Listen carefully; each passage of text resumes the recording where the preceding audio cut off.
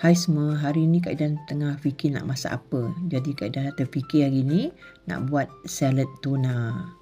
Mula-mula kita keluarkan sayuran, iaitu salad. Kak Ida basuh dulu, basuh bersih-bersih salad ni. Kemudian Kak Ida racikkan timun ya. Timun biasa pun boleh, timun Jepun pun boleh, terpulang pada masing-masing lah janji timun. Kemudian Kak Ida letak tomato. Kak Ida buat hirisan tomato.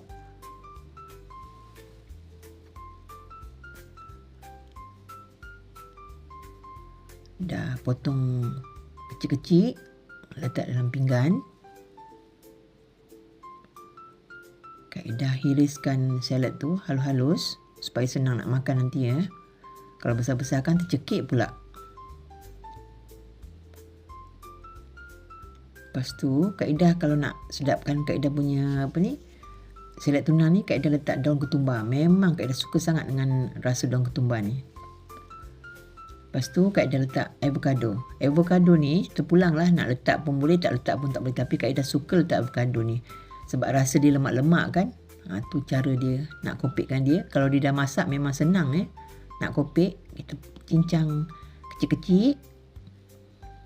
Kemudian kita gaulkan semua bahan-bahan, masukkan dalam mangkuk, perahkan lemon. Kemudian Kak Ida letak low fat yogurt ataupun yogurt Greek yang plain tu, dan letak tuna in water. Tuna in water ni tak mau yang ada mayonis tapi yang kosong, tuna in water.